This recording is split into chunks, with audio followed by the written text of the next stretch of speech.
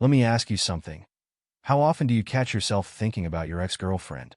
Be honest. Maybe it's every day or every hour. It's tough, isn't it? Those memories, the what-ifs, the could-haves, they just don't seem to let you move on. Well, today we're diving deep into why this happens, and more importantly, how to finally break free from it. If you've ever found yourself stuck in that loop of endless thoughts about your ex, you're in the right place. Let's work on this together. First, let's understand why your ex is occupying so much space in your mind. The answer lies in a mix of psychology, biology, and even some societal habits. 1. Biology of attachment. When you're in a relationship, your brain releases chemicals like dopamine and oxytocin, often called the love hormones. These create feelings of happiness and attachment. Over time, your brain starts associating those good feelings with your ex. So when the relationship ends, your brain craves that high, almost like an addiction. 2. Unfinished emotional business. Breakups often leave us with unanswered questions or unresolved feelings. Maybe you didn't get closure, or maybe you blame yourself, or them, for how it ended. These open loops make it incredibly hard to move on because your brain keeps revisiting them, trying to make sense of the situation. 3. Nostalgia and selective memory. Here's the thing. Your brain has a funny way of editing memories. You might focus only on the good times, conveniently forgetting the arguments, incompatibilities, or the reasons the relationship ended in the first place. 4. Societal reinforcement. Lastly, let's talk about social media. Seeing your ex's posts, or their absence, can trigger a flood of memories. Even mutual friends or old photos popping up can keep the wounds fresh. Now that we know why this happens, let's shift to the most important part: how to stop this cycle and take back control of your thoughts. How to stop thinking about your ex. All right, here are the steps to move on, not just temporarily, but for good. Let's break this down into actionable strategies. 1. Accept and acknowledge your feelings. First things first, don't suppress your feelings. Pretending you're okay when you're not will only delay your healing.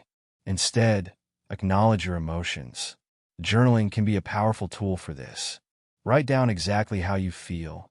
Angry, sad, confused, whatever it is, let it out on paper. 2. Cut the cord. No contact rule. This one's tough but crucial. The no contact rule means no texts, no calls, no checking their social media, and definitely no accidental run-ins. This isn't about being petty. It's about giving yourself the space to heal. Remember, every time you check up on them, you reopen the wound, so be firm with yourself. 3. Shift focus to yourself. Now is the perfect time to rediscover who you are outside of that relationship. Pick up that hobby you've always wanted to try, start hitting the gym, or dive into a new skill. When you focus on self-improvement, you'll not only feel better, but also rebuild your confidence. And who knows?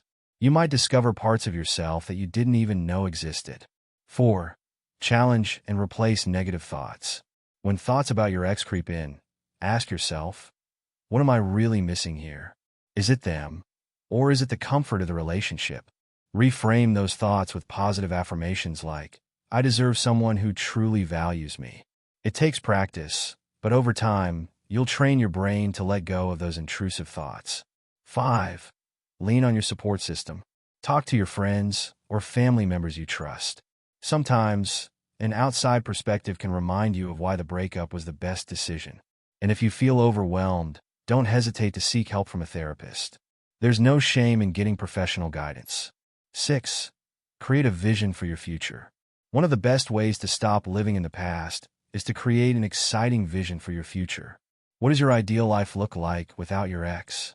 Maybe it's advancing in your career, traveling, or building meaningful relationships. Focus on that vision and let it pull you forward. The more you invest in your future, the less power your past will have over you. Letting go of someone you care deeply about is never easy. But remember, you have the strength to move forward. Your ex was a chapter in your life, not the whole book. It's time to start writing the next one. A chapter where you're the main character and you're thriving.